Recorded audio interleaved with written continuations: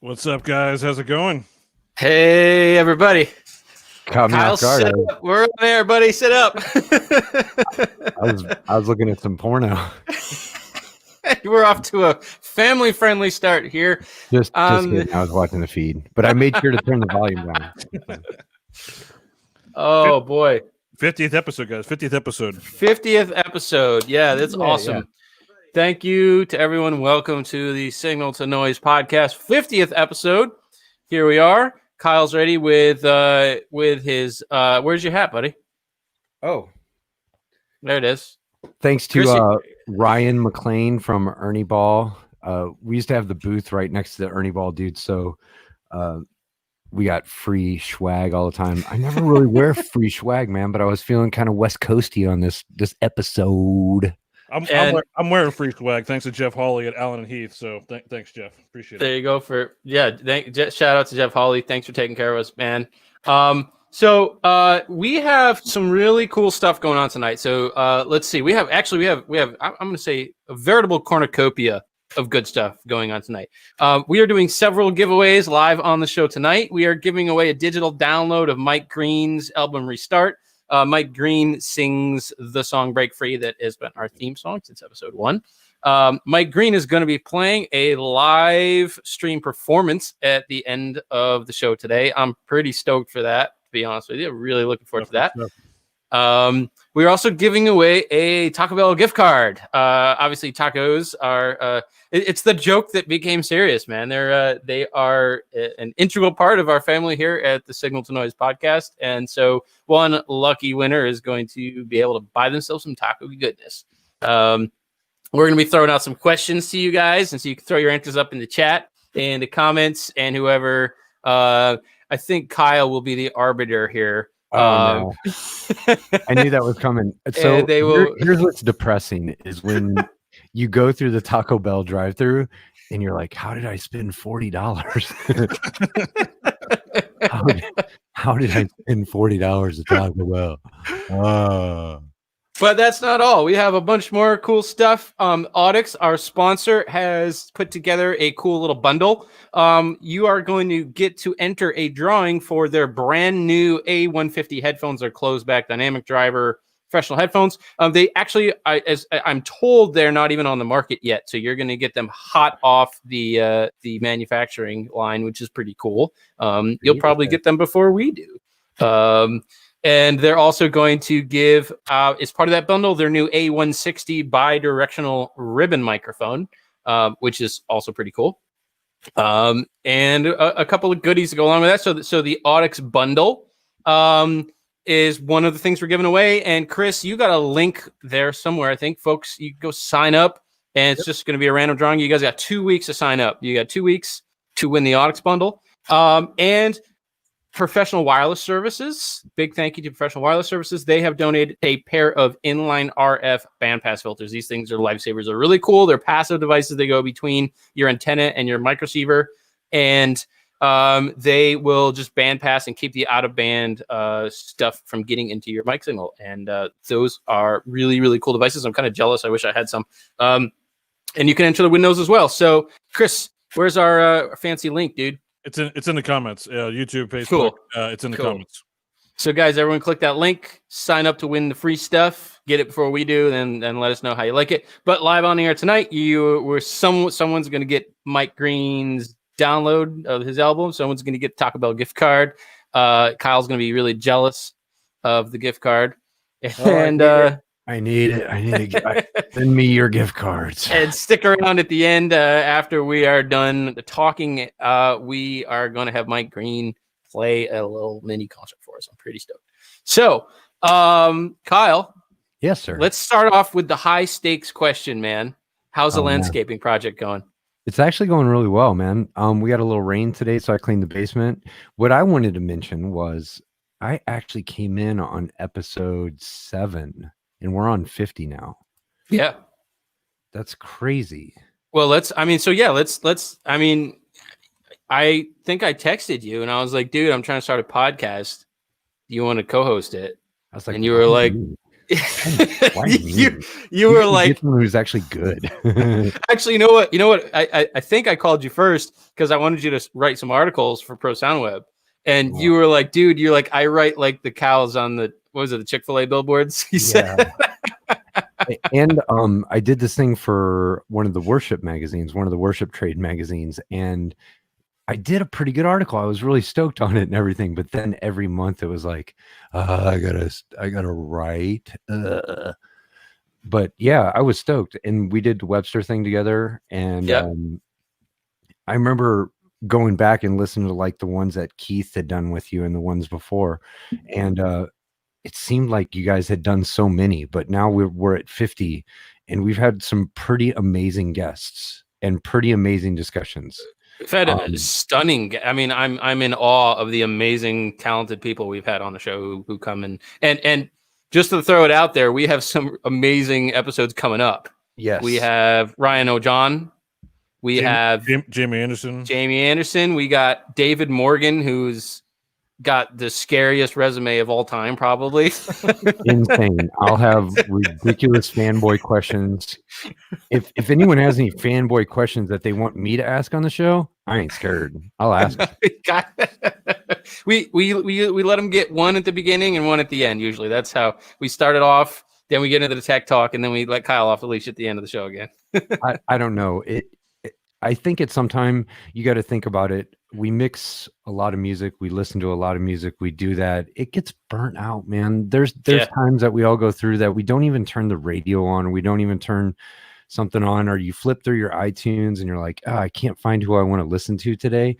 But then listening to this podcast and the guys who actually stand by the console or the RF or whatever they do kind of inspires you to go back and listen to music again. Like, especially the stories that we've been telling. I know hopefully we'll get a little deeper into the stories. I want to hear some weird ones, like not what microphone she used, but how many people she threw down the stairs. After Scoville talking about how Prince used to get pushed out the front house on a road case. Like, what? Like, that's crazy stuff, man. Balloon HDS on YouTube says, what's worse is being stuck behind someone who ordered $40 worth of Taco Bell.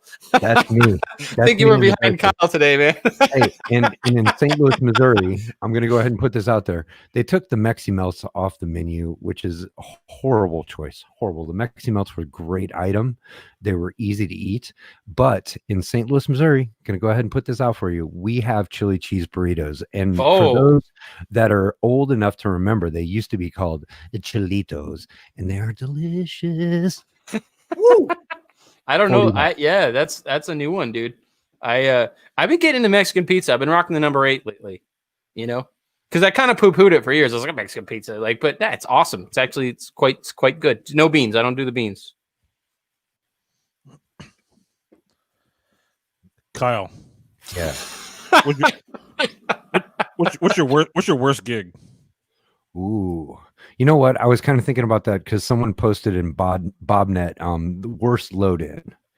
And I think sometimes we just can't talk about artists for a second. No. The worst load in ever. 2 of them. One, Yuma, Arizona, Country Thunder in the middle of June. Building Redneck Deck. Worst load in ever, just because it's so hot. It was like 120 on the ground. It was insane. Second worst load in ever, Dre's nightclub in Las Vegas. So the loading dock goes to a hallway that goes downhill, that goes back uphill, that goes to a cargo elevator that goes to the 12th floor that you have to push around to the stage. That's in the middle of the dance floor.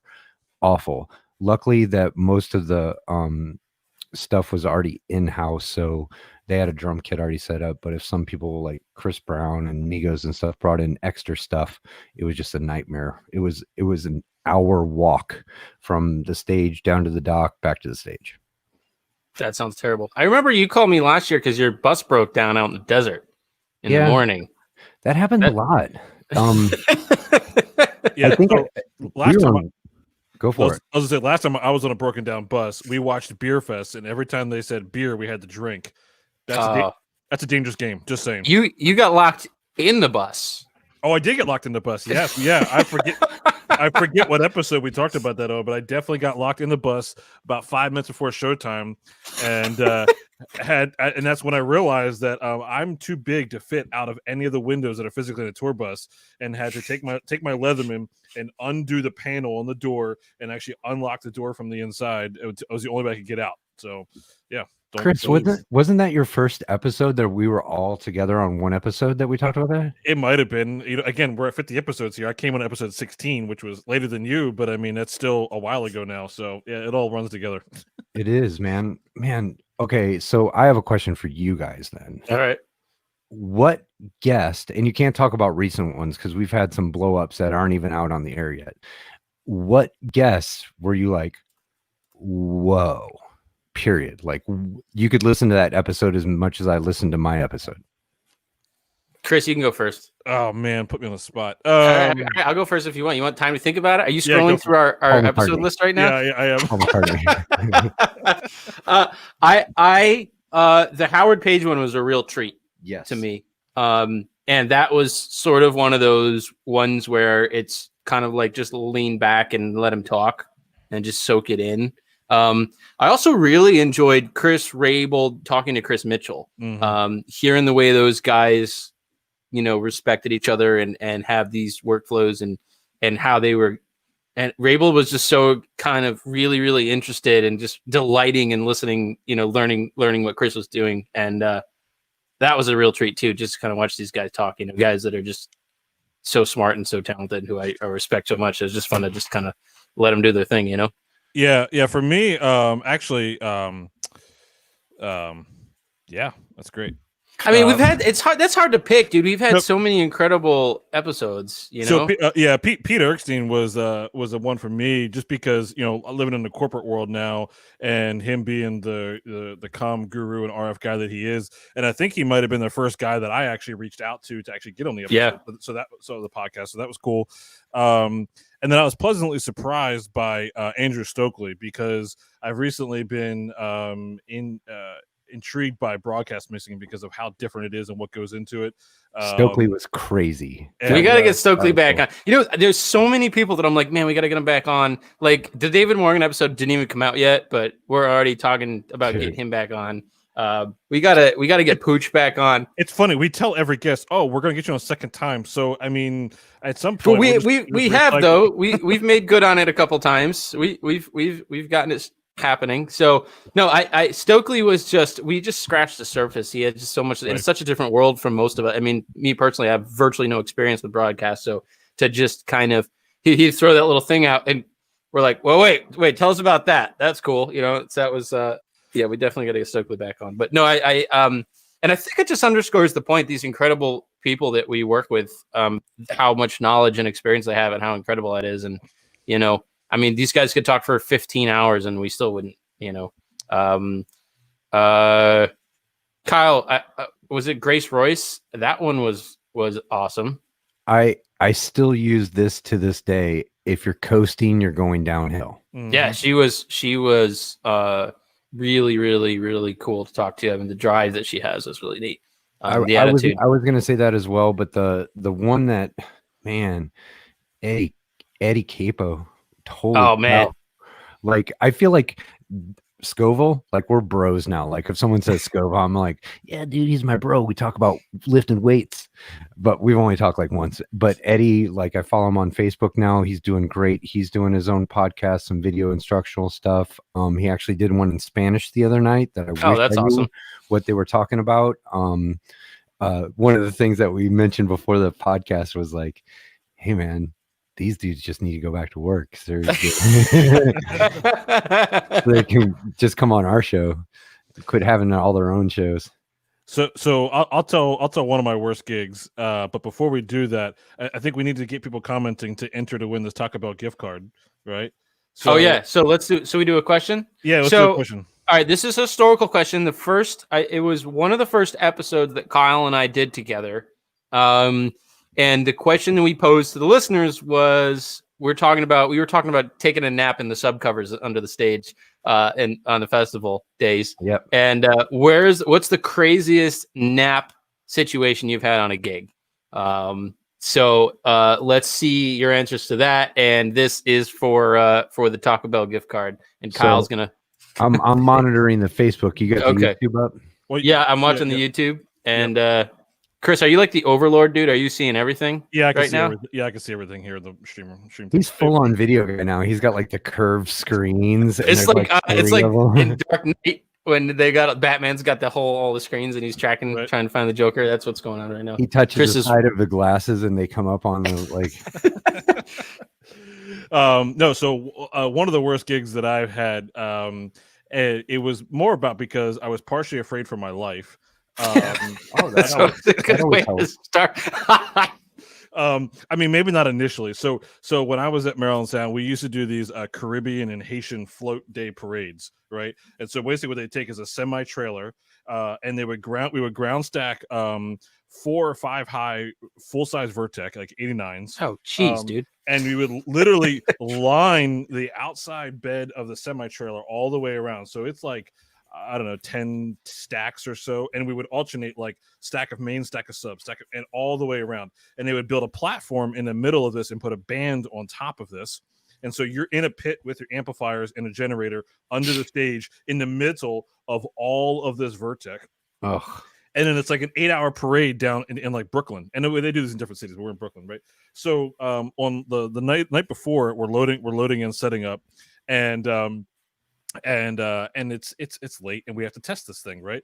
And so the cops show up, and I think that we're getting busted for like being too loud because we're trying to make sure the thing is going to handle, right? So I'm sitting there blasting Ludacris Blueberry Yum Yum, right? Because the bass on that song is just ridiculous, right? Isn't that your ringtone, Kyle? Yeah. And the cops show up. We're like, oh shit, we're screwed, right? Like we're getting busted. And they're like, man, turn it up. Well, mind you, apparently they were all in on the parade, so it was all good, right? So that part was okay. So the next day, we're actually out on the float, and they're like, turn it up. I'm like, first off, it can't go any louder, right? And then I'm like almost redlining everything. And then they're like, it's distorted. And I'm like, no. Like, you're sending me a distorted feed. Like I would play I had like a Dolby in front of it, right? So I play my track, and they were like, I'm like, look, it sounds fine. I walked outside the float, and they literally started threatening me. Like, if you don't fix this, we got people like literally threatening my life. And the only reason I couldn't get off the float is because there's thousands and thousands of people on the street who there's no way I'm going to get anywhere. And I'm literally texting Bob, my boss owner at MSI, like, if I ever have to do this gig again, I'm done. I'm not happening. They're making little voodoo dolls of you, on the boat. They're making little voodoo dolls of Chris. So I've only ever done one of those. My MSI, a bunch of guys have done a ton of them. I will refuse to ever do one of those again. One of our guys, he fell while we were setting up that night before, so he busted his ass. He's back at the hotel with a pulled back. So like every year, there's like Facebook memory comes up, like the three of us who were on the show, like Travis White and I forget Merritt Booth, and we text each other like, this is like the worst Facebook memory that comes up like every year, like so. But yeah, good times. Here's my favorite nap location so far. AV Trainer says on a sling under the stage at the last Woodstock during the fires, and that's awesome on its own. But that actually happened about 5 blocks north of where I'm sitting right now. That was in my hometown of Rome, New York, and I was 11 years old, and I stood on the corner out here, and I made about $350 off of a lemonade stand, and could hear the concert. It was pretty wild. So saw the fire trucks going by, and Flea was naked. My dad took me up to see a little bit of the show, and so yeah, that's a really cool one. That's the front runner in my book right now. So Andrew Stokely obviously commented, alley of a strip club in Sherbrooke, Quebec was a place that he took a nap. James Burke, going back to my hotel room for a corporate gig when the truck was late for 9 hours. Brandon Kahn, an install gig in the attic of an old church pulling cable. Fell asleep waiting on fish tape to show up in the conduit. Now, I almost need like more clarification on that, because like in Missouri, you can't go in your attic after like March. You're just gonna die up there. So that's pretty good. Hannah Hannah, of course, Under the Stairs of Ballroom and Hampton Beach Casino Ballroom. Hammocks are great. The Storage Closet at the Table. Make Best Pillows, James Motley. Since I can't win and I spend like $40 at Taco Bell, I fell asleep in the middle of the White Pony Tour Deftones sound check in the mezzanine. Wow. During sound check. Was that just like assaultively loud? How did you Yeah. sleep through that? I was dead tired because I had to drive from St. Louis to Lawrence, Kansas to do the show. So I left at like 3 a.m. And once we got loaded in, I just went to the mezz and crashed. But yeah, I got a free t-shirt. I got a local crew t-shirt. So I felt pretty cool about that. That's all that matters, really, as long as you get the shirt. I have a question for one of our viewers. We're going to like do a reverse podcast here. I'm going to submit a question for the viewer. Mr. Scott Sandstrom is watching right now. He was on a podcast, an audio podcast a couple months ago. He sent me the link to listen to it. And he works in broadcast, sports broadcast. And he used a term for like a multi-course snake. It was 2 letters. I don't remember what the abbreviation was, but I wanted to ask him what was the abbreviation and what does it stand for? Was it possibly 3 letters? I think it was 2, but we will see. It was a term I was not familiar with. Because at MSI we called them IBM snakes. Why do you call them that? I don't remember. I just And thank you guys for joining me. Probably somebody watching who knows me from MSI who probably knows what it was, but yeah, I know we called them IBM snakes. You know, I don't know what that stood for, but it stood for something. So, I again, if anyone's joining us late, I think we should remind them, go to the link that's in the comments here. Sign up for free stuff. You can win a pair of inline RF bandpass filters from Professional Wireless Services, which I'm totally lusting over right now. And you could win a bundle from Audix. They're going to give you their brand new A150 headphones and their brand new A160 ribbon mic that are not even on the market yet. So you can be like the first person to have those things. So click the link, sign up. It's a free drawing. Go get them. Also, so Kyle was reading off a bunch of comments actually from our Facebook group. So if you're not in our Facebook group, Signal to Noise Podcast Facebook group, please go join that. A lot of the guests who are on actually joined the group, and so it's a good chance for us to kind of like hang out together, talk together. We actually do a lot of these live streams in the Facebook group, and we bring on people who happen to pop in and have conversations. We want to continue that dialogue. You know, once shows return. We want to see your gig pictures, your taco pictures, all that good stuff. So make sure you join our Facebook group as well. That's been the coolest thing for me, I think, is, you know, seeing the conversations that pop up and seeing the guys talking in the Facebook group and the fact that our guests, you know, hang out and answer questions and stuff. I think that's Scott. Oh, DT12. Oh yeah, DT12. Scott says, and no one knows what it stands for, even the manufacturers. Okay, well, I don't feel so bad then. All right. That's cool. What if it was a Donald Trump 12? See, now people are politics, no politics. Some people are hanging around the back of their pickup truck. It could go either way. Yep. See, I have control, Kyle. Just so you know, Kyle, I have the control. I had one Pabst Blue Ribbon. Oh my gosh, Samantha Potter, what's going on, Samantha Potter? Ladies and gentlemen. Good friend of the Signal Noise podcast.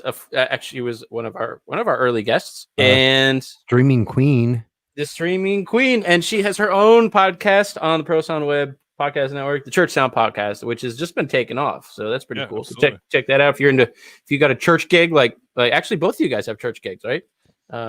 Yeah, but you know, it doesn't need to be even if you're not in the church, sound is still sound, right? And so, like Brian Maddox, who's watching, he was on the most recent episode. I forget his name, but he's a monitor guy, which I approve of. You know, half the talk is we're talking audio, regardless whether you're in church or not. So definitely check that out. Michael, what was your worst gig? He mailed me pictures. I gotta. I mean, there were a couple that were really lousy days. I once ran an entire ballet show, professional ballet. Oh, okay, no, I got it. There were a couple front runners. Here's my second place. Production company I was working with when I was just out of high school was down a camera person, and it was a dance recital. It's one of those things where the dance, the kids go dance, and then they film and they buy the DVD afterwards, and it's going live to iMag on the side. And they were down a camera person, and they said, "Look, it's not the iMag camera, but it's one of the ones for it's the close-up shot for the video." And I said, "All right." So they're like, "Yeah, it's easy. You just sit and you pan back and forth." And I said, "Yeah, how hard can that be?" Well, it was a 14-hour show because it was a tournament, so it went all day. It started at like 7 a.m. and the awards finished up at 9. So I sat on a stool and did this, and I was like, "Well, no, never doing that again." But I think my worst nightmare show was I was working a professional production of Nutcracker. And this was a while ago, and the theater didn't have like QLab or anything. This is the story of why I bought my own QLab rig. It was CD show, and the person who was editing the show would recut the CDs every night based on the changes they made in rehearsal. And so usually when I had to do CDs back in the day, I would make sure to listen to the entire CD first, make sure it played. But I didn't have that chance because they were giving me new CDs every show. And so they get like 25 minutes into the show and it just stops. CD just comes to a dead stop. And full house, there's like I think it was like 800-900 people watching there. And it was the loudest silence you ever heard. And I have the tech director saying, skip to the next track, cue up the next track and go. But I have the choreographer at the window of the booth saying, back up, start again from scene 2. And then she turns around and yells across the venue, across the theater to the people on stage, "Okay, we're going to back up and we're going to go back to scene 2. So let's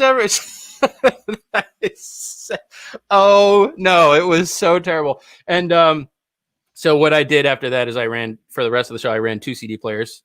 I just synced them and I had one muted. And sure enough, it blew out again next night. And I just unmuted the other one and off we go. But after that, bought myself a QLab rig. And from now on, I adopted the rule. I don't play CDs.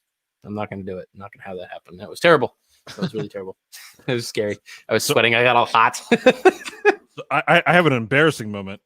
How about that? Well, I got this embarrassing. Yeah. So I during election season, during Obama's first election season, we had a local fairly wealthy person near where we lived called up MSI, said, "Hey, we're going to do this little private fundraiser. And we're going to have Yo-Yo Ma, Ipsak Perlman, and one other guy come and play and do a little private little dinner party thing. And Obama can't make it. However, he's going to leave a voicemail. Again, mind you, this is like this is a long time ago. Right? Leave a voicemail. So he's going to leave. He's going to leave a voicemail as a recorded message. We need you to come to our house, get this off the answering machine, and then play it back, during the concert or whatever as part of for the donors." So I go out there, I rip it off of the answer machine, and everything. We set up for the event, and I'm playing it back, mind you, playing it back off of a CD. Boy. And I'm playing it back, and like, man, they're like, it just doesn't sound like him. And like, man, we're like trying to mess with EQ. We're changing out speakers. We're like, man, this just does not sound like him. They're getting really frustrated. I'm like, man, I don't know what's wrong. Like, I'm playing it back. It sounds normal in my headphones. Like, I'm not sure what it is. Well, apparently the CD players that we had in our racks, like our all-in-one rack, was kind of like a DJ style one, and it had a pitch knob on the front. Oh no. And the pitch knob was like slid up or whatever, so his like voice was keyed up, and it was like, oh, you dumbass. Once I fixed it, like, oh, that sounds like him. It's like, oh, okay. Cool. What do you got, Kyle? You got swag over here? Yeah, so we did with Fall Out Boy, we did the youth ball for the an Obama inauguration in January of 2009. So it must have been the same time that you were doing your little event too, because that's like, it goes off. And that night after we did, was it after we did the youth ball? I forgot, man. It was just a whirlwind. It was so insane because being in DC during that time was crazy. But I got to go to the Rock the Vote celebration and look at the 2 headliners. Nice. And that was the story I told about meeting the Beastie Boys backstage. And I was like, you guys are good. That's all I could say. Like Mike D and Ad Rock and everybody are standing there. And I've seen Beastie Boys like since I was a kid. Like I saw them with Public Enemy. Like, holy cow.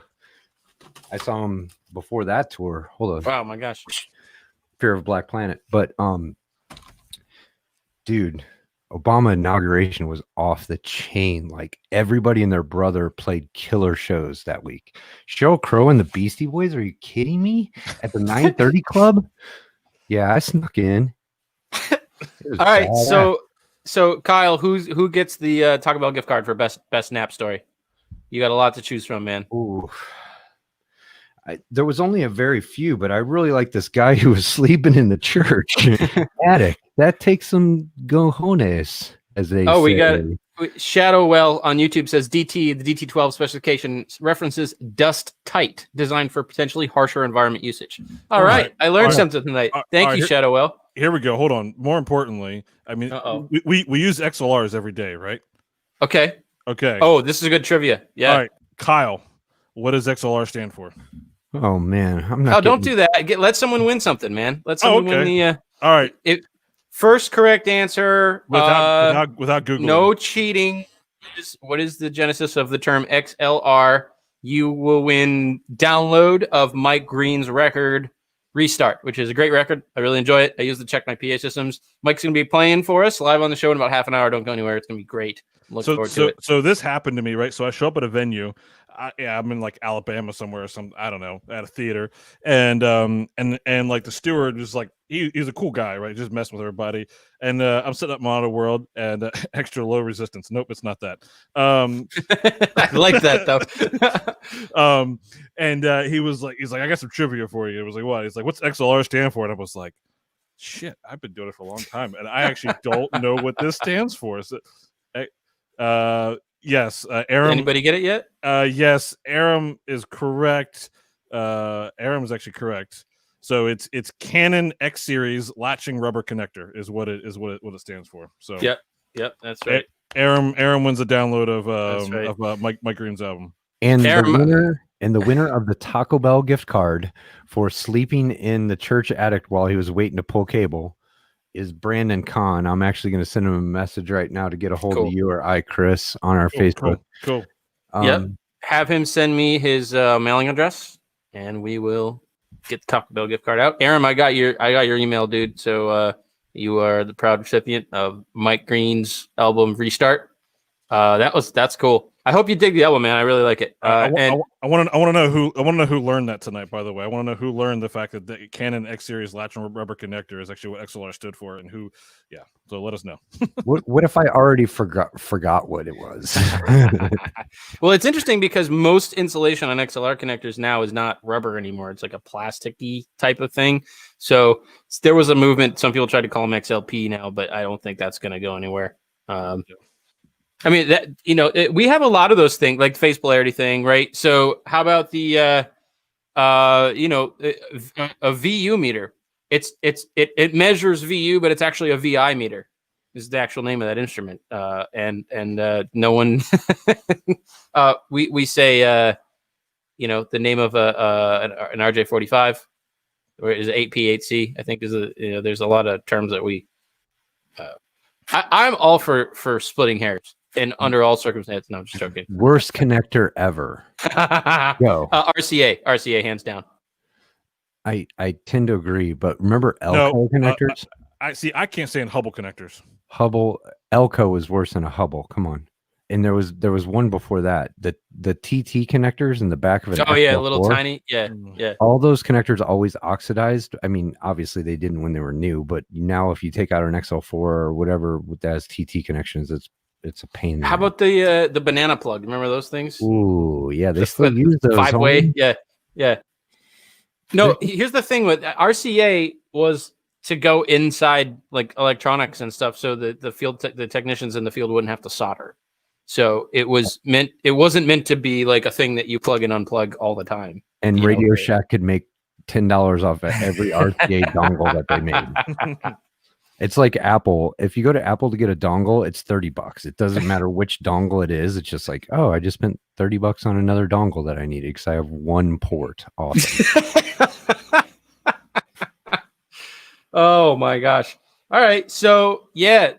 And again, for anyone that's just joining us, I see that, that for a couple folks coming in, thank you for celebrating with us. This is a great time. Make sure you check the link in the description, go to ProSound Web, or in the chats that Chris is posting. You can win free stuff. You can win headphones and a ribbon mic from Audix that don't exist in the world yet. I'm wondering if because we're the podcast host and they're the sponsor. I wonder if we'll get to check this stuff out too. You think maybe they'll hook us up with some headphones or some ribbon mics or something? I want to hear the ribbons. Yeah, it's kind of neat, right? So hopefully, I want to hear Kyle through the ribbon. That's the most important. Yeah. Thing. So if you are the winner of the Audix headphones and ribbon mic, please let us know how it is. We're looking forward to it. And of course, the inline bandpass RF filters from Professional Wireless Services, another cool thing that I wish I had. It got the thumb up from Ike, our most recent number 49. Yeah. They're a lot of people come by the PWS booth at trade shows and say they're lifesavers. So I might have to invest in some of those down the line. But let's see. So we got 20 minutes until live performance by Mike Green coming up. But let's do a little. Can we do a cheers? A little toast here. I'm out, bro. To my this is a water bottle. It's cool. To my fantastic co-hosts, Kyle, Chris. This has been a hell of a journey. It's absolute blast doing the show with you guys, and there's no one else I would want to do it with. You guys are the best. Thanks for doing this, man. Thanks to Live Sound International and ProSound Web, and we always get really good updates from those guys. Like we did a Zoom meeting with everybody, and that was kind of the first time that we got to run into everybody that's behind the publication and the website, and it was really nice to be on there because we don't even really, I don't know, it's one of those things, we reference the articles and the thing, but how many of us go to our email almost every morning and we have a new update from a great magazine? Like, and thank you Keith Clark and everybody who's been supporting us from the big shout out to Keith and to Julie and Sam and Kevin, Kevin the big boss. They've all been incredibly supportive of what we're doing, and anyone that reads the magazine, reads the website, a huge amount of effort and work goes into that stuff, and it's a largely thankless job for those people who put that magazine together every month, and like Kyle said, put those update emails out and post all those articles on the site. It's a tremendous amount of work, and it's an enormous resource. I remember when I was young and I was first starting to younger than Kyle, and first starting to get into audio stuff, and I would go on and research stuff. It seemed like the end of every web search, I'd end up at ProSound Web and find some great article that answered my question. So it's an awesome resource, and we're super happy to have found a home on the ProSound Web family. So yeah, thank you to the whole gang over at ProSound Web for taking care of us so very well. Personally, I'd like to thank this guy up in this corner right here, because he's taken on a ton of stuff with this podcast and made it super easy for me just to drink beer and log on and have fun. And I appreciate you, dude. Thank you for what you do. Thank you, Michael. Samantha's online saying hello. But yeah, man, this is super fun. I think we're gonna have some really good guests coming up too. Man.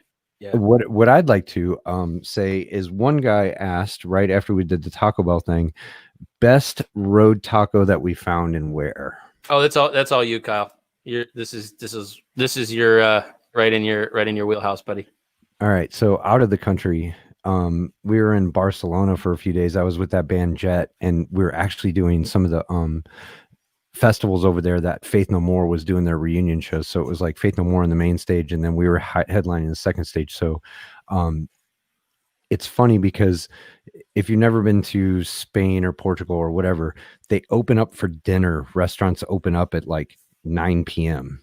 and that's early. Like nobody's in there, and everybody eats super late, and it's just snacks or whatever. But insane tacos. Like the closer that you are to the water, the better the fish tacos. But in the States, and this is a weird one because I lived there for a long time, and I think a lot of my touring friends and personnel that I've worked with, there's a place in Las Vegas on the Strip called Tacos El Gordo, and it's ridiculous. It's like a big meat spindle and they just slice it right into your tortilla. And it is insane. It doesn't matter. Like it's the best. Tacos El Gordos in Las Vegas on the Strip. Holy down cow. Strip is badass. I miss it. Like I'm putting that on my. I love Vegas. I miss Vegas. It was one of my favorite places I ever went on tour. And I next time I go back, Tacos El Gordo, baby, we're doing it. So I'll call you, Kyle. We'll come out and we'll get some tacos together. I had to move there, so I'm going to make a clarification. I had to move to Vegas to work for Midas, and I lived there for 7 years, and had 2 stepkids in school, so that was hard. The schools out there are just as rough as California. The public schools aren't that great, but the food. Cute nasty emails from people living in Vegas. Yeah, so. It's definitely true. If you're not working, you don't go to the Strip. Like that's the only time that we went down there is if we had like family or friends in town and we didn't go down there. We only saw a few of the shows. Jersey Penn and Teller. That was my favorite show out there. I got to A2 on Penn and Teller. No, dude, really? Yeah, man. I got to Mike Penn because obviously Teller doesn't say shit. He's got the mic in his glasses. Yeah. And I heard they braid the cable into his pigtail. Yep. So, and then they do 3 shows and I just did one thing. And then I met their front house guy who was super cool. He's been with them forever. He's like family. He did, remember that bullshit gig that they had on HBO? Yeah. Like, yeah, he was around when they were like writing all that stuff. And we went and saw Chris Angel. It was like, so my stepkid, Berkeley, he was only like 12 or 13 when we went to go see that. And, Chris Angel did this thing and he did jazz hands and then he disappeared in a ball of smoke and he appeared on the other side. And my 12-year-old son was like, "That's not magic. That was stupid." And everyone was like, "Yeah." Like there was only like 12 people watching the show anyways, but it was funny. So if you saw Penn and Teller, you saw the hour before Penn and Teller play in Vegas, their music director, Mike Jones, comes out and he plays piano for an hour, jazz piano. And he's one of the nastiest jazz pianists alive. The dude is a beast. Shout out to Jonesy. If you're listening, man, you're awesome.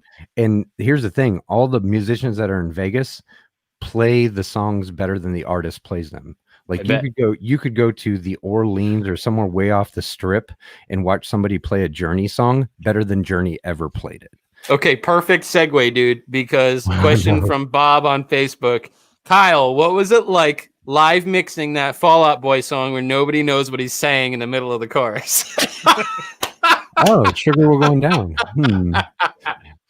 So that's hilarious. The cool part about that, and they used to open with this song. So on From Under the Core Tree and Nintendo Fusion, they opened with Sure We're Going Down. And that was the worst idea ever because like he said, it's the loudest show he's ever been to. So it was like 120 to 123 of people screaming over my PA. So it was kind of bad, but I got to go to the video shoot. So not many live guys get to go tag along. So we went to the Catskills and like they gave us golf carts and we did this video shoot where the kid with the antlers, blah, blah, blah. He wasn't there. We just did the live spots, but I mixed Fall Out Boy like a metal band. That's what I tell everybody is like, I mixed them like a metal band because that's what they all were from. So if you go back, Pete's first band was Arma Angelus. Joe was in Kill the Slave Master and Race Trader. And so was Andy Hurley was in a bunch of metal bands. So I mixed them like a metal band. So it was very, considering the album was mixed by Tom Lord Alge and Neil Alvaron, it was very poppy. It was very vocal centric. And I mixed them more like an Anthrax record because they didn't have tracks at the time. And if you listen to the album, there's a ton of stuff going on in the background vocals and whatever. So it was just Patrick and the band. It was a punk rock band. So it was very staccato. I tried to make everything as staccato as possible. And then here was my trick that I talked about in one of my first articles. I used a Yamaha 990 and there's a doubler in there. And so basically I would adjust my synths to the right thing. When they do the guitar things where they yank the guitar back like the hardcore bands or whatever, they're pulling on their strings. So to get rid of that little intonation or tuning problem that they would have, I would put the doubler on their guitars.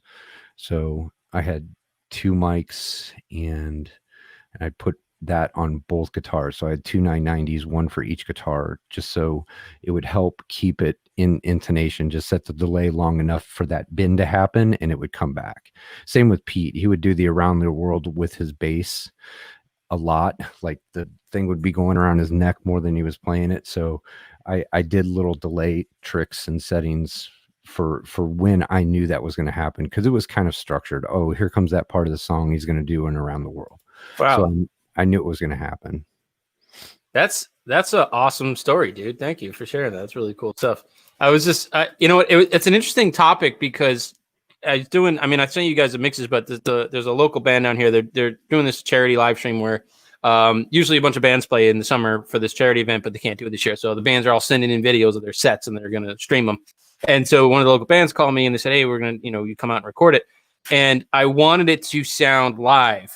We did it in a studio, but I didn't want it to sound like a studio. It's sort of like you're talking about, Kyle. I didn't want it to sound like a studio record. I wanted it to have that live energy. Mm-hmm. So I mixed it live to 2 on my console. And so there's stuff poking out. You know what I mean? There, you can hear me kind of riding it. It's not all in that little sparkly box, but we did both. And then we went in and we did a studio mix with automation and everything. And the one they ended up picking was the one that was live through the console because it just had that kind of energy to it because it wasn't, it was a little bit more raw. So yeah, I think that makes a lot of sense. Kind of, that guitar that might be a little bit too loud on the record, that's exactly where you want it live, Yeah. And even as a live guy, maybe you guys could point this out. So we look at producers, like we listen to albums and we look at producers, how records were made.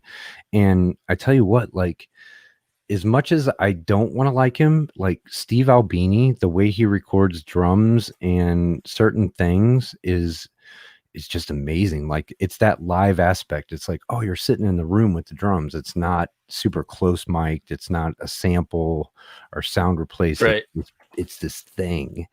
And obviously we've all done jazz stuff. So how the more airy you get the drums, like the more feel and movement there is and stuff. And we've talked about that on a couple podcasts as well. Yeah. And all right, Mike Green countdown, 12 minutes by my watch. I'm stoked.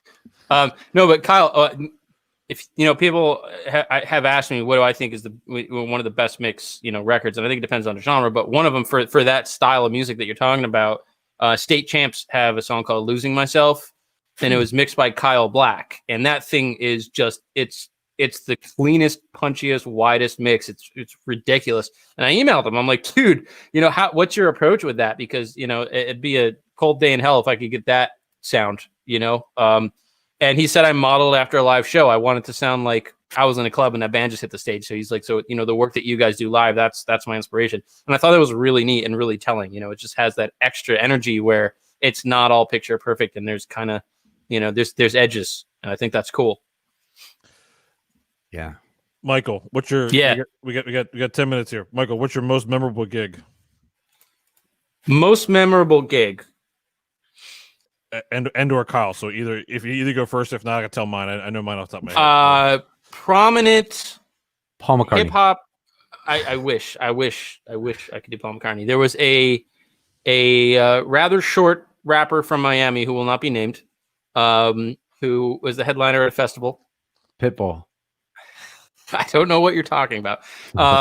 And when he was ready to go on stage, he took his chapstick out of his pocket and he passed it to his assistant, who took it, and his assistant handed him the mic, and he went on stage and did his set. And at the end of the set, he came off stage and handed the mic to the assistant, and the assistant gave him his chapstick back. And I'm like, this dude has made it. That is, I will never forget that. Like this dude's got a chapstick holder, man. That's it. That's the pinnacle. and that dude like wrecks shop too. Like Pitbull and Flow Rider, those dudes don't like, they come live.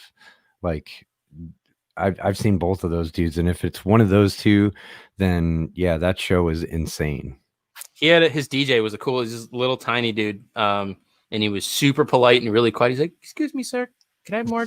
Maybe this monitor?" I'm like, "Yeah, man, I got you. Like you and me all day, bro. Like that's what we're doing." It's like because one of those festivals where there's like 303 was playing, Yellow Wolf. There was like all these big, it was like just a bunch of big bands, and it was just chaos on deck because it was like a 260, so there's just not that much room. You know what I mean? And you got drum risers going around and all these things. Warped Tour. Yeah, Warped it Tour, was. So it was just one of those. People aren't generally polite in that. It's just there's a lot of stuff happening. But this dude was just the politest dude, and he was super fun. And so I'm like, "You're my man, Pitbull's DJ. I got you. Whatever you need, I got you." Kyle, how about you? Most memorable gig? So someone asked me this a couple weeks ago, so I already had it ready to go too. When I was a younger gentleman, that was my daughter. If you heard her screaming upstairs, Tribe Called Quest Low End Theory had just came out, and it was probably the most awesome hip hop record that I've ever heard in my entire life. Like, I played the crap out of that, bought mini tapes, and they played here at Mississippi Nights in St. Louis on the Landing, and it was De La Soul on the Me, Myself, and I tour, Tribe Called Quest on Low End Theory, and Souls of Mischief 93 to Infinity. And that had to be the most memorable show ever. I walked out of that thing. It was in the middle of the winter, and I was just a sweaty mess the entire time.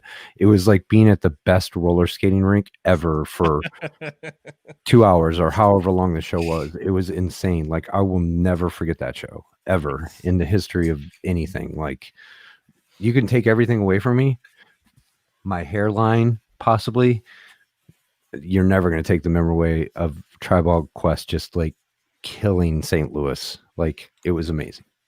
I remember the gig that my nightmare gig that I had. I think we talked about Colin on a previous episode, but I was texting you during it. Remember? And I was like, dude, they're filling up the foggers with 5-gallon drums. I can't see anything. I've never in my life seen it. It was absolutely wild. But I was laughing because I got a call a couple weeks ago from a local guy. He has he had an old Clips club system, one of the big, the big gigantic subs and the mid and horn and the highs that are separate and all stacked. It was vintage. Thing was from 1980.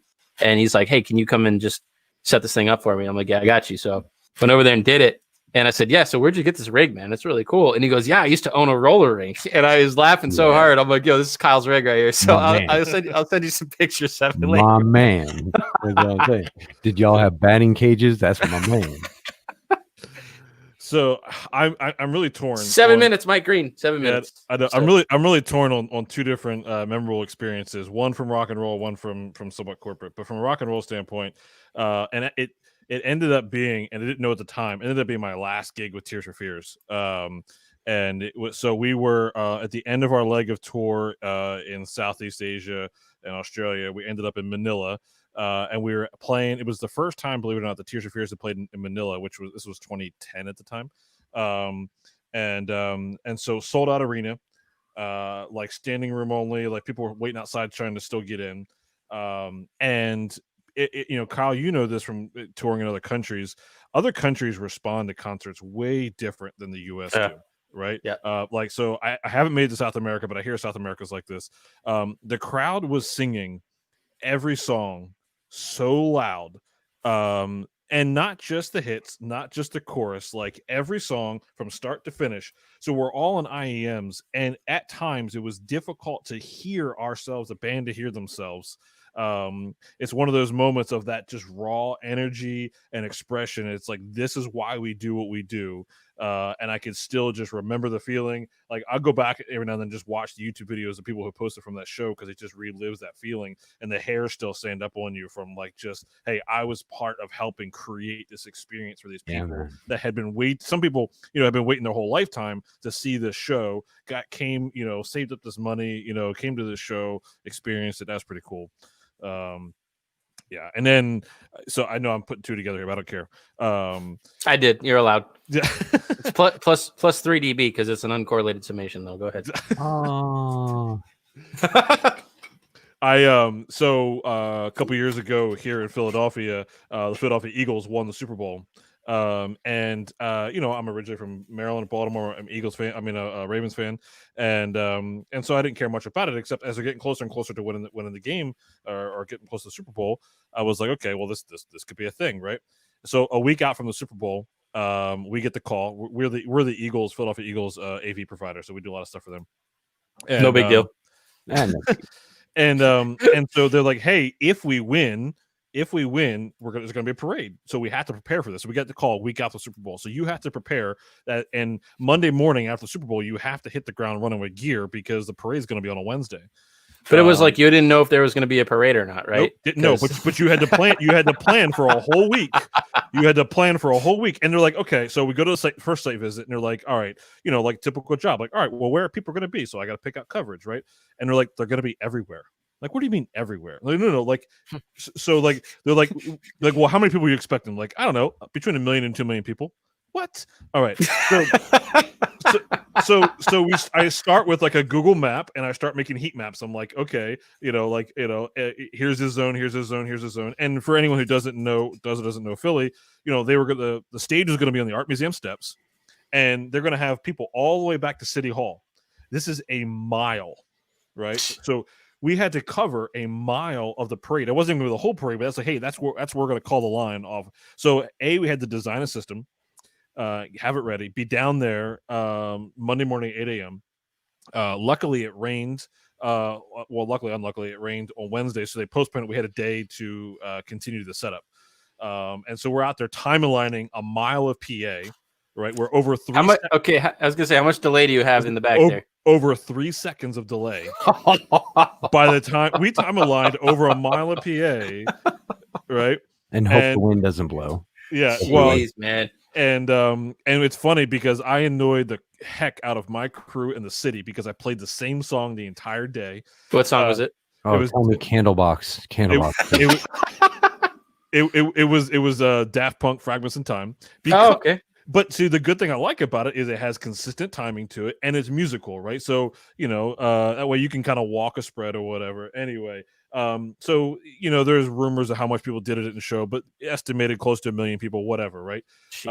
And it was one of the most epic sports speeches ever. This guy Jason Kelsey got up and just to be able to have designed that, have mixed it. So I mixed it.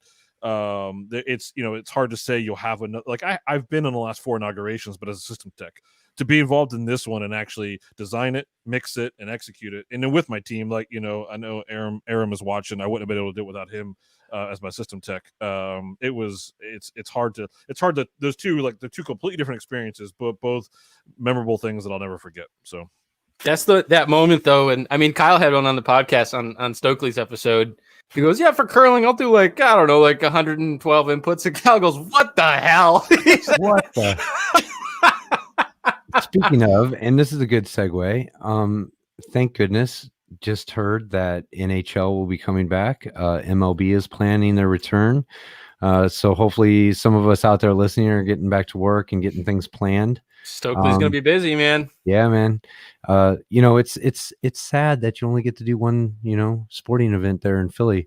When you live in St. Louis, you just have all these champions and you're planning for parades all the time. Oh my gosh. So, hey, is Mike ready, Chris? Is he on? Yeah, I'll bring him in. Here we go. Let's bring him in. Mike Green, what's up, brother? So Mike's going to play a live set for you guys. And before that happens, we want to say thank you all for hanging. It's been so much fun doing the show. Kyle, Chris, it's been great with you guys. Thanks to all the listeners. It's really, really cool to see everyone tuning in. Make sure you check the link in the description in the comments here. Go sign up, win the cool stuff from Audix, or win the cool stuff from Professional Wireless Services. So when we first started the podcast, Keith said to me, well, we need a theme song. And Mike had just released his new single, Break Free. And I sent it to Keith. I said, what do you think? And he said, that's it. That's the sound. And so I reached out to Mike and said, hey, man, can we use your song for our podcast? And he said, yeah, absolutely.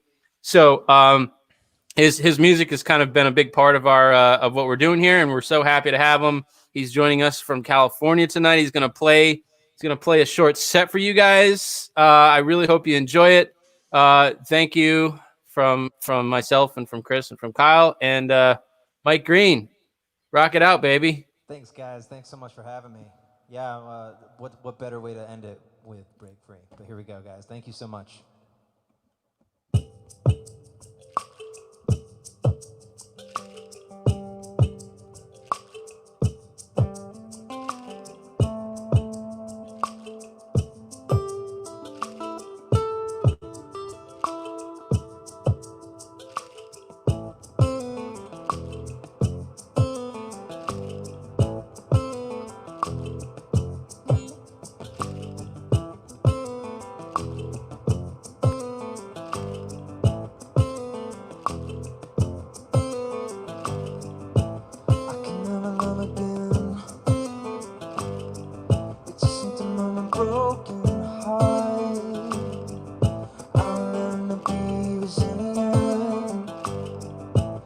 wishing on the world apart. 'Cause I never knew what I was talking about. I know I looked amused, but I was bothered up. Worst part is I brought this on myself. It's too big a burden to start again. I wish I could break free, back to where I'm supposed to be. I wish I could break free, back to where I'm supposed to be. Yeah.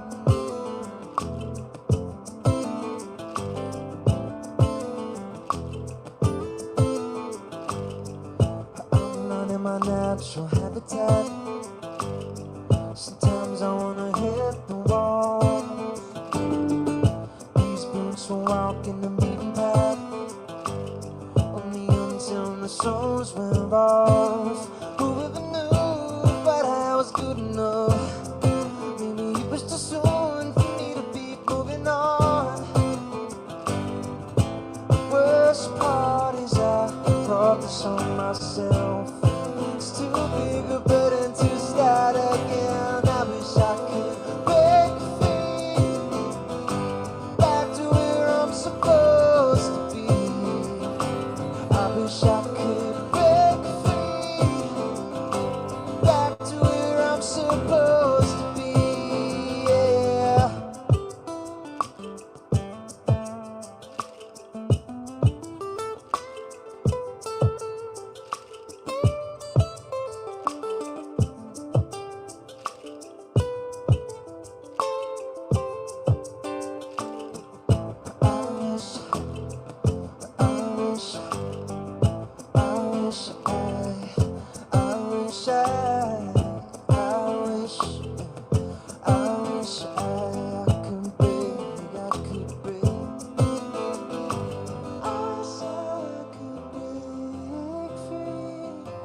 Back to where I'm supposed to be.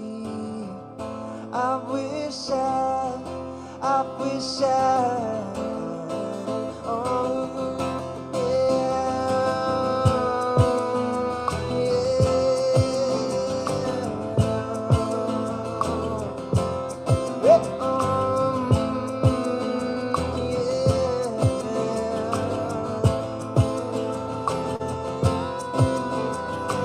I wish I could break free, back to where I'm supposed to be.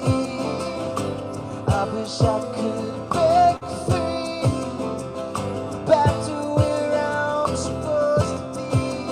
Yeah, I wish I could break free, back to where I'm supposed to be.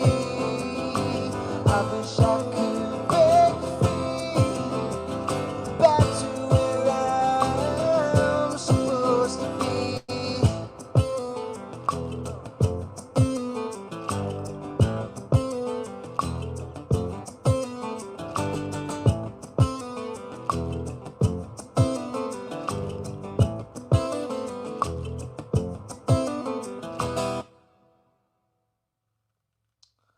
That was a little break free. Hope everyone's having a good day, and I hope I can make it better for you. This next one is called Addictive.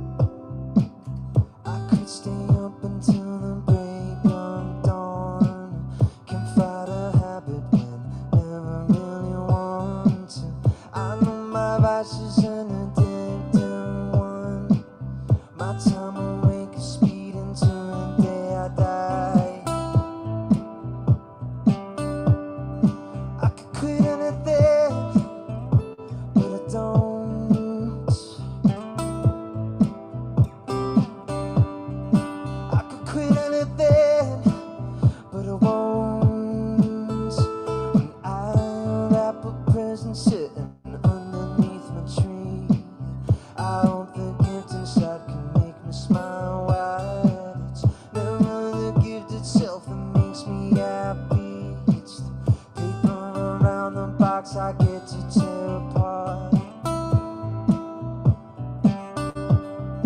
I could tear anything, but I don't want.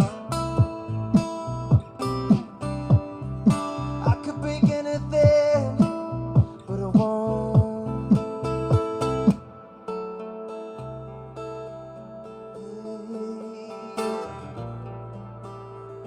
There's voices inside my head,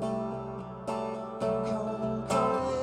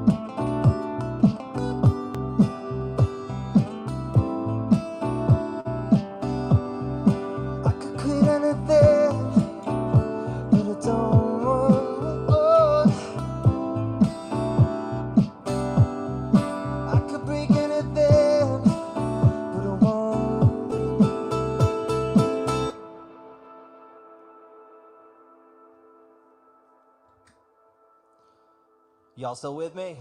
It's good. Yeah. Thanks again for tuning in, and thank you again for to the Signal to Noise podcast. You guys are great. Got a few more for you. I figured what better way to honor the show than trying out a new one. So I really appreciate all the love you guys have shown me. So I'm going to try this one out. This one is called When We Were Young.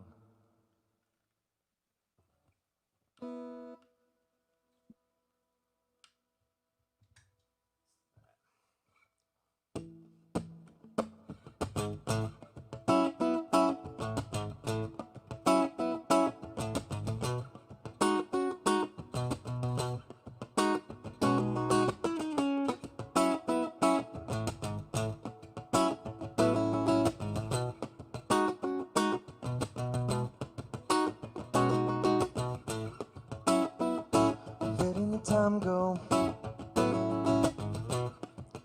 Not long ago, we were kids. I feel like we travel, yeah, straight from another dimension, where we were young, outside drinking under the moonlight, when the music had us dancing all night. Can we go back to that moment in time? Back to when we were young. We were young. We thought we would live forever. There's so much we didn't know. We were young. We had so much fun together.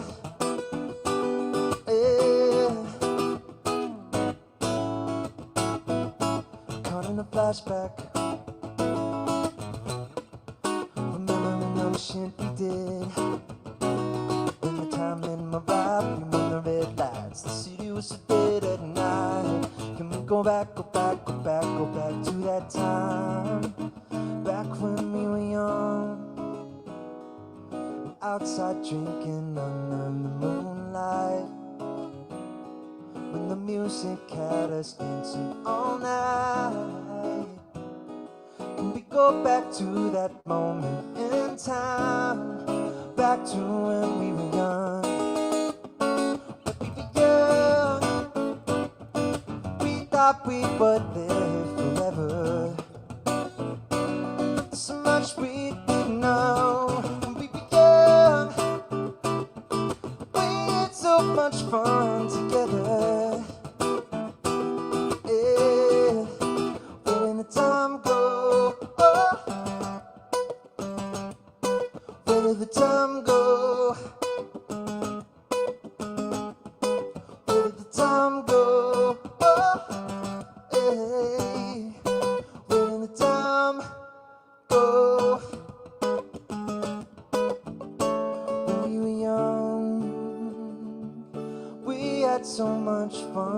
together. There's so much we didn't know when we were young. We would spend our life together. Take me back when we were young. We had so much fun together. There's so much we didn't know when we were young. We would spend our life together. Yeah. Take me back when we were young. Take me back when we can go back, go back, go back, go back to that time. Take me back when we were young. Can we go back, go back, go back, go back to that time? Take me back when we were young. Take me back when we were young. Take me back when we were young. Take me back when we. Okay. I hope it all sounds okay for you guys. I know it's a group of audio professionals here, so I'm not too technically. You're doing good, man. You're doing great. We You appreciate sound it. great, buddy. Sounds good. All right, cool. All right. Yeah. All right, you popped up. All right. Well, I got like two more for you guys. Thank you so much again for being here. This next one is another one off of my album Restart, and it's called "No One's Gonna Love You Like I Do."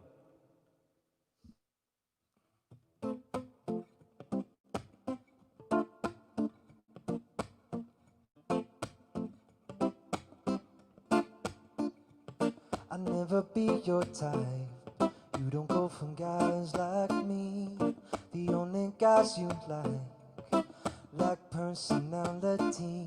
And I don't need to think twice. I gotta make you believe. I may not be the one you want, but I'm the one you need. Now tell me, what are we gonna do? I know that I'm good for you.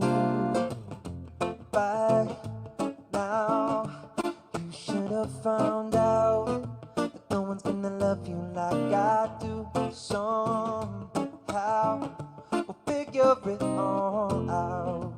No one's gonna love you like I do. Girl, take my hand. Yeah, take a leap of faith. Stop looking for that kind of man that your parents would love to hate. The last one took your heart and ran, convinced you not to wait. So give me this chance. Let's not leave this up to fate. Now tell me, what are we gonna do? I know that I'm good for you.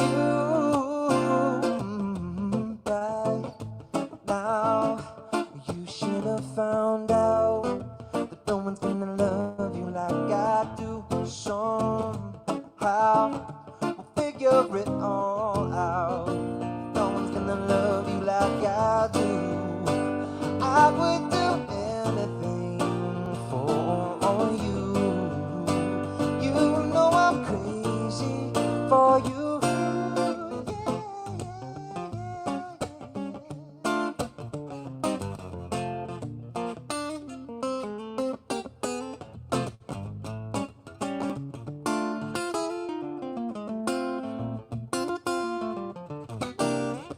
By now, you should have found out that no one's gonna love you like I do.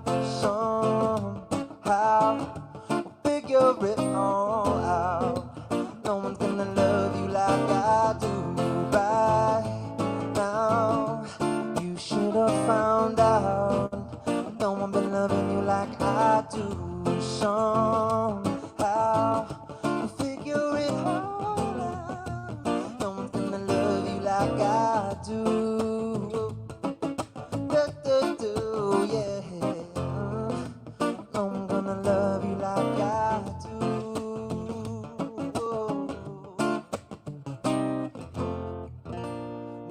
one's gonna love you like I do.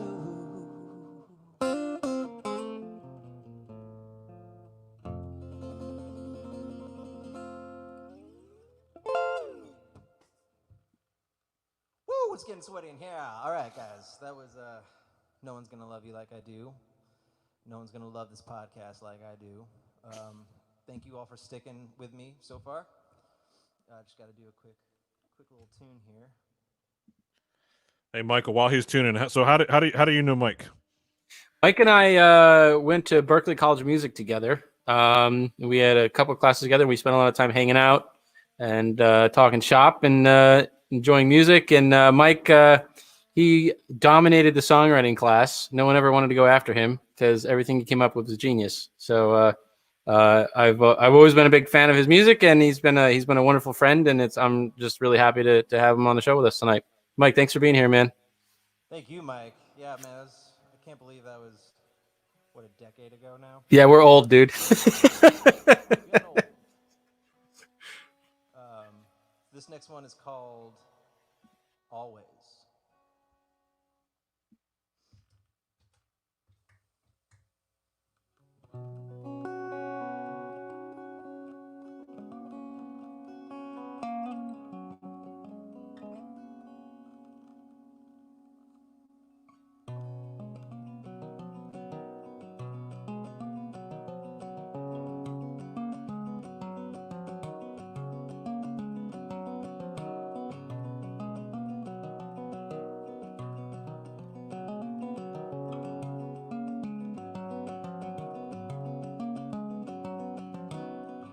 Remembering old days, out with close friends, reckless as we could get, jumped off the highest cliff, beach and campfires, Nintendo and VHS, laughs in the back seats, too easy to reminisce. No matter our age, I still feel the same. You and I will be friends always. When we're apart, only seasons change.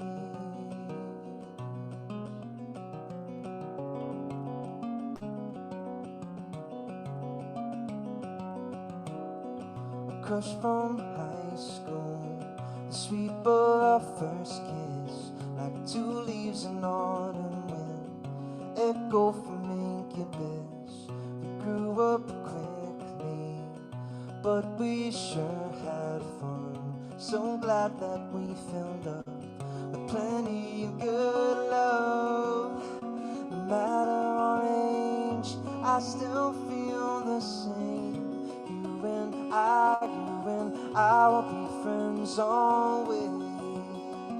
When we're apart, only seasons change. You and I will be friends always. You and I will be friends always.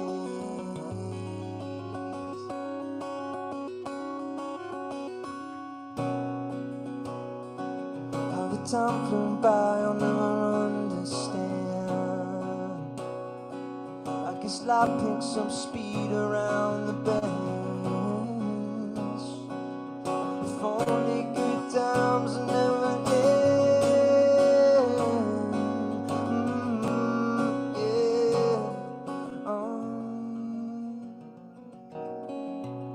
Tell me what if they would never end? Tell me what if they would never end?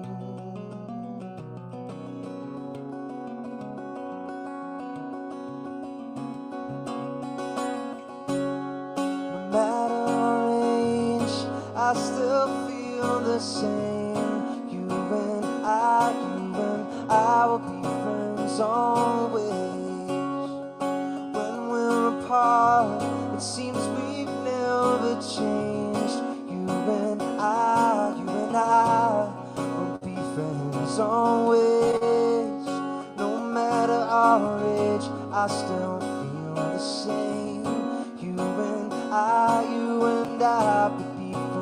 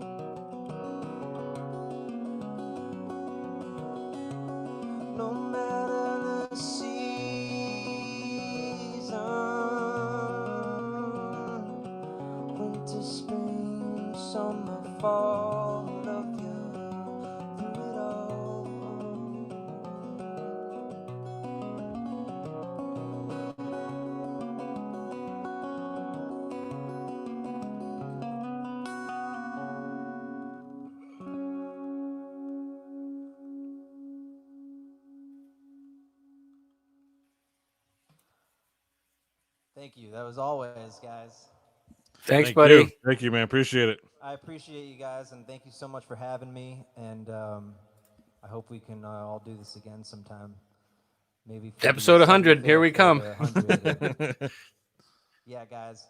Thank you again, and much love to you. And I hope you stay safe out there. Yep. Good night, everybody. Take care. See you.